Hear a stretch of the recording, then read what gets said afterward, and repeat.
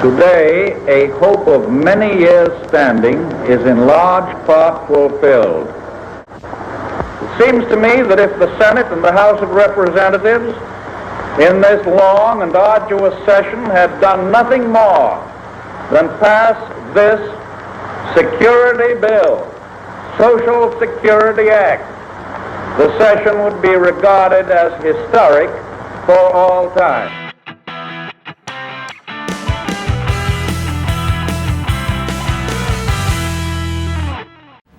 Was there an overwhelming demand for Social Security in the 1930s when the law was adopted? Far from it. There was no public demand for it. It had to be sold. How was it sold? By the slickest devices of Madison Avenue, by imaginative packaging and deceptive labeling. The story of your Social Security goes back a long way, when this was a portrait of the future for millions of Americans. When they reached old age, they found themselves lacking the means to meet even their barest needs, and so they were forced to become wards of public charity.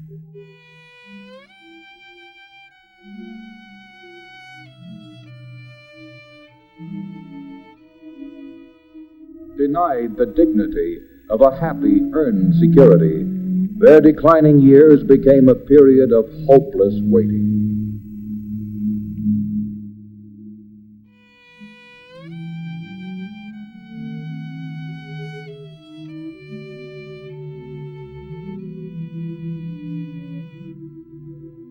Alone, these people could not work out the picture of a happy old age. Something had to be done. This is the key. Behind it are monthly payments that will be waiting for you if you retire after 65. Here's how it works. Old age and survivors insurance is earned by most of us because most jobs are now covered by the Social Security Act. After working about a year and a half, you become insured for the next year and a half. From then on, you're insured for an additional year for each 6 months that you work. At the end of 10 years of work, you are insured for the rest of your life. Here's what a Social Security pamphlet said in 1936.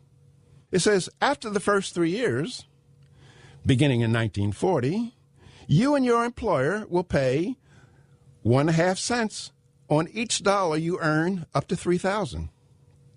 Beginning in 1943, you'll pay 2 cents.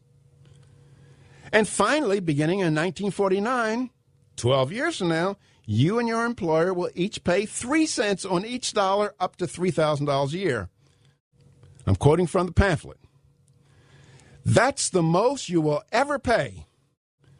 Now, compare that to today's reality. Contributions by you and millions of your fellow workers. The Social Security system consistently refers to the taxes you pay as a contribution. Now tell me, do you regard taxes as contributions? Plus equal contributions made by your employers pay for the program. Social Security has a tax, as you know. That tax is supposedly divided into 2 parts. Half supposedly paid directly by the employee and half paid by the employer. The part for which the employer writes the check is also paid by the employee. If you're hiring a man, what's the cost of that man to you? It's what you pay him in wages, including his part of Social Security, plus what you pay him in Social Security tax. You couldn't care less whether he cost you $150 a week, of which $20 was tax and $130 wage, or whether he cost you $150 a week, all of which was tax. Couldn't make any difference to you. Year by year, your wage credits build up. Credits that mean earned security for you and your family. When the time comes, whether it's 30 years from now or tomorrow, those credits will be converted into checks. Checks like these, but with your name on them. Checks which represent the benefits of insurance that is bought and paid for.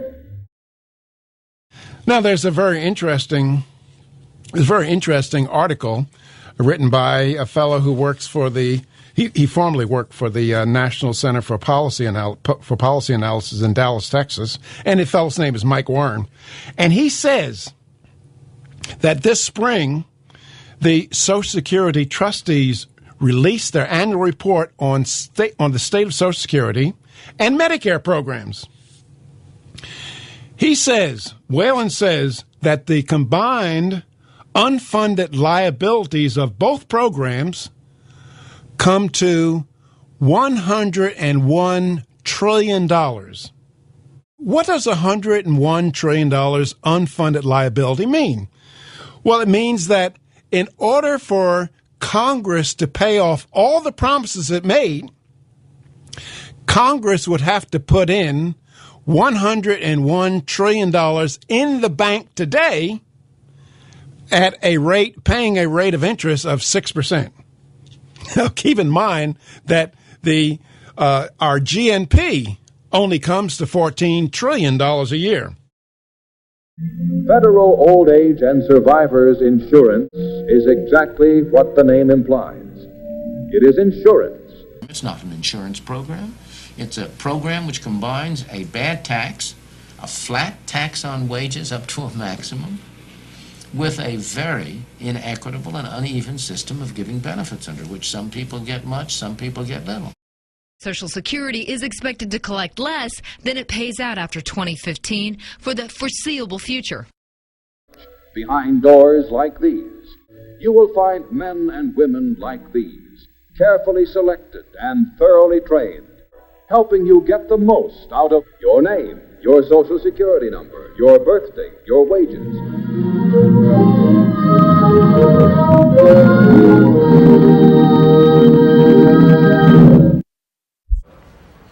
It took an enormous propaganda campaign by special propaganda groups to get those measures passed. There was no underlying public demand for those measures. On the contrary, the demand had to be created. It had to be developed. It had to be produced. And it was created, it was developed, it was produced by people who sincerely, I'm not questioning their sincerity, who sincerely wanted to see an expansion in the scope of government.